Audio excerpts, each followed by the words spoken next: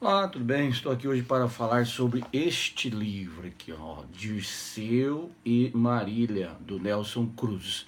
Antes que alguém de repente possa imaginar, ué, mas não é Marília de Dirceu? Sim, existe esse livro também. Veja só aqui, ó, Marília de Dirceu e até cartas chilenas, né, do Tomás Antônio Gonzaga. Este livro, né, Marília de Dirceu, digamos assim, é, né, o livro de poesias da época do arcadismo, e que o Dirceu, no caso, né, o Tomás Antônio Gonzaga, escreve liras a sua Marília, liras, né, poesias líricas, poesias em que ele vai falar sobre sentimentos, poesias em que ele vai falar sobre relacionamento. E aí são várias liras em que ele trata desse possível relacionamento entre o Dirceu e a Marília. O Dirceu é um nome, é um pseudônimo. Na época do arcadismo, os escritores, os poetas usavam pseudônimos de pastores, né? Dirceu, Termindo, Alceste, entre outros. Por que eles faziam isso? Porque na época do arcadismo havia esse conceito, né, o conceito da vida bucólica, o conceito de que a vida no campo seria a vida ideal, a vida perfeita, a vida natural. Então, a busca de uma naturalidade. O próprio termo arcadismo vem de Arcádia, que é uma região lendária da Grécia. Bom, lendária assim, ela até existe, mas dentro aí desse conceito, desse contexto, a Arcádia seria uma região lendária habitada por Apolo, né, o deus Sol, o deus das artes e suas musas também. Além disso, a Arcádia é uma região de pastores. Pastor de ovelhinha, né? Pastor de vaquinha, vaquinha não sei se tinha, né? Mas ovelha sim. Então, e aí há toda uma relação nesse sentido, quer dizer, a cidade, né, até hoje, se a gente for pensar isso, a cidade era vista como o local do tumulto, o local, né, de onde se ganha dinheiro, o local onde se trabalha, onde tem violência, o local onde tem sim, correria, e o campo, por sua vez, como mundo ideal, né, sempre pensando nisso, o campo como mundo ideal é o local da tranquilidade, né, da paz interior. Então, por isso, os Árcades valorizam a vida do campo e por isso que há esse conceito do bucolismo, né? Vida bucólica, não é doença, viu? Vida bucólica, vida no campo. Muito bem. Mas eu não quero falar exatamente sobre este livro, Marília de Dirceu. Eu quero falar sobre este livro, tá ficando de ponta cabeça aqui, ó. Este livro, ó, Dirceu e Marília, do Nelson Cruz. É uma coleção, na verdade, da Kozak Naif, que já é uma editora que já fechou.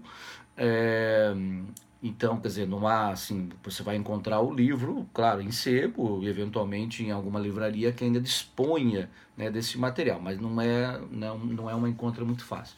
Então, é uma coleção, né, desta editora que trata sobre escritores exatamente do arcadismo. Silva Alvarenga, né, o Tomás Antônio Gonzaga, Cláudio Manuel da Costa, e particularmente este livro, Dirceu e Marília, veja, ele é todo ilustrado, ó, vou mostrar aqui, olha, aqui, ó, todo ilustrado, tudo bonitinho, aliás, ilustrações muito bonitas, ó, tá aí o homem preso, né, tá indo aí o homem preso, depois aqui a mulher correndo, né, então, vamos falar exatamente sobre esse ponto. Este livro trata particularmente de um episódio na vida do Dirceu e da Marília.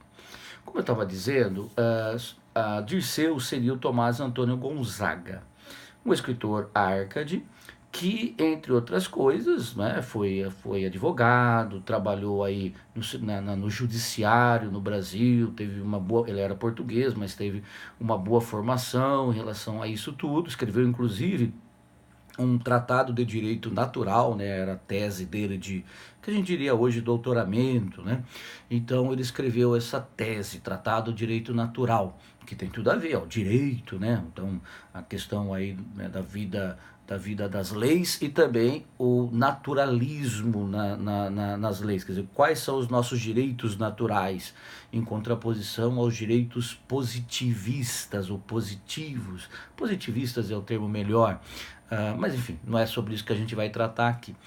Então, e esse Tomás Antônio Gonzaga se envolveu à época, né, ele, o Cláudio Manuel da Costa, o Alvarenga Peixoto, se envolveram naquilo que ficou conhecido como a conjuração mineira ou inconfidência mineira. Quer dizer, o que é inconfidência? Você não confessar mais, você não participar de uma mesma fé, de uma mesma crença, ó, inconfidente. Quer dizer, não participo mais dessa crença. Qual crença? A crença de que o Brasil deveria permanecer como colônia de Portugal, de que o Brasil deveria continuar mandando seu ouro para Portugal, né, 20%, só se cobrava 20% de imposto, né? Hoje a coisa está mais feia, não é isso? Então, e o Tomás Antônio Gonzaga participou desse episódio pelo qual ele foi preso e expulso do Brasil. Ele passou os últimos anos da vida dele em Moçambique. Muito bem, né? E aí nós temos aí a Marília, olha aí, Marília. Quem que é a Marília? A Marília é a Maria Doroteia, uma mocinha que ele conheceu, ele e o Tomás Antônio Gonzaga. A Marília, quando eles se conheceram, ela tinha 15 anos, olha aí, né? 15 anos, e ele tinha 38 já, não é? 38 anos. Hoje, é claro, isso seria visto como pedofilia. Na época não havia uma lei em relação a isso, mas evidentemente que também não era exatamente super bem visto, né? A família, né? O pai da moça, a mãe já tinha morrido. O pai da moça não queria, né? Mas falou assim, bom, vai fazer o quê, né? Tanto que o relacionamento seguiu e eles chegaram a ficar noivos. Ela já tinha um pouco mais de idade, já tinha 22 anos, mais ou menos, 21, 22 anos, isso porque foi em 1789, né, o noivado. Ou 788, as datas não são precisas porque nem sempre há registros, né? Então é uma suposição. De qualquer forma, em 1789, como a gente sabe pela história, houve o que? A devassa. E a devassa, que não é uma mulher nem a cerveja também, né? A devassa é o processo. Houve um processo contra os conjurados, os inconfidentes. Segundo consta, né, nós tivemos lá um delator, né, delação premiada, né, já tinha, né, então a delação premiada, né, do Joaquim Silvério dos Reis, que entregou os confidentes. Como a gente sabe também, essa devassa resultou na morte do Tiradentes, o nosso herói nacional por excelência, o Tiradentes, né, cuja data se lembra, se evoca, se lembra, é dia 21 de abril, quando ele foi morto. Né, foi enforcado e depois foi decepado, né, cortaram os membros dele, a cabeça dele e tudo mais. Você vê que é um monte de coisa, né? E esse livro aqui em particular conta exatamente o episódio em que o Dirceu é preso. Então o livro aqui só vai falar desse momento em que ele está preso. Olha aqui, ó, vamos aqui, ó. Aqui está preso, tá vendo? Está preso o homem. E aí o que acontece no livro? Ele começa a pensar na Marília, né? Ele começa a pensar, minha Marília, minha namoradinha. Aqui, ó, né? Tá preso, tá sendo levado aqui pela polícia. E quem que é essa mulher correndo? A Marília. Por quê? Porque ela quer saber onde estão levando meu noivo, né? Vem aqui, Dirceu, né? Não me abandone, né? Não se desespere, não sei o quê. E aí tá aqui, ó, cadê? Ó? Vamos ver se dá pra ver aqui. Ah, a Marília aqui, ó, tá vendo? Ih, porque deu a luz ali, né? Então, a Marília, cadê aqui? Tá todo mundo aqui na guarda. E o nosso amigo, o Dirceu, né? Ele se imagina fugindo. Ele fala, eu vou fugir. Embora, ninguém vai me pegar, vou atrás de você, Marília, me espera aí, pô, né? Então aqui, ó, o Dirceu já fugindo aqui, ó, fugindo.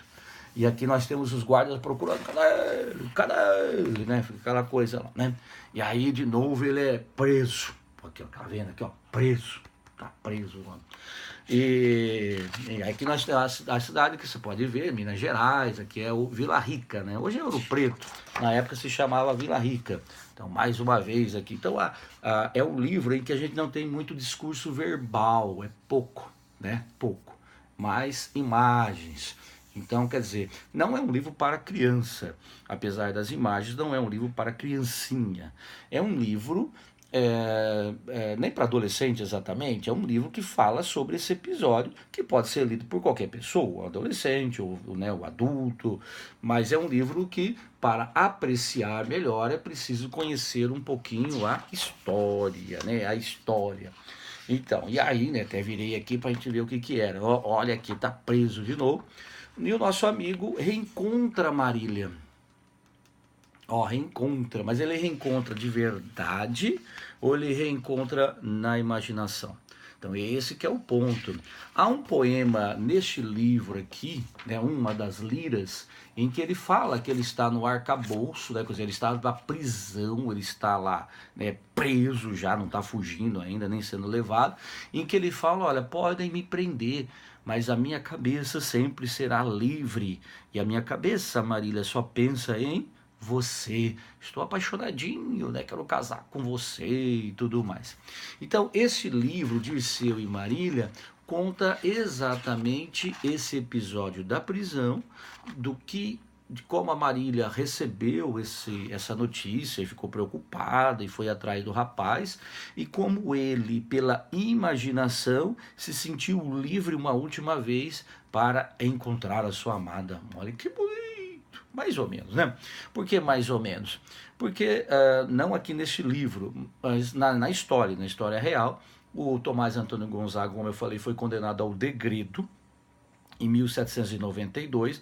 O Tiradentes foi condenado à morte. Por quê? Porque ele era pobre, né? Pobre.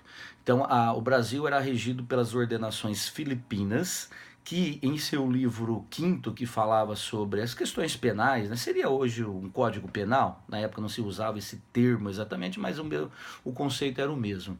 Nesse livro, Ordenações Filipinas, que regia, né, então o Brasil, a Ibéria, né, na verdade a Península Ibérica e as colônias, então Espanha, Portugal, né, e as colônias, Brasil inclusive, obviamente.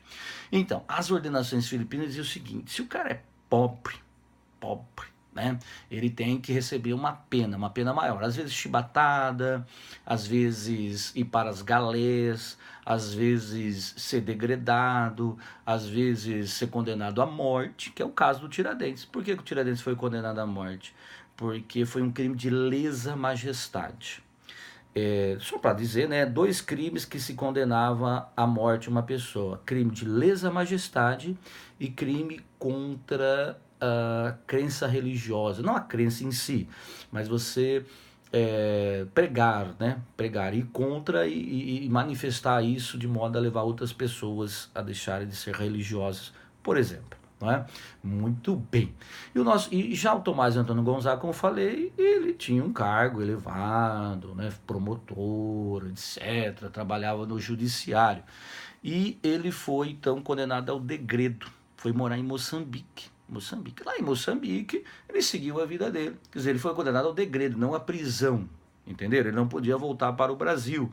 Então lá ele se reestabeleceu, seguiu a vida dele, chegou a casar inclusive com a filha de um mercador de escravos, veja só as ironias da vida.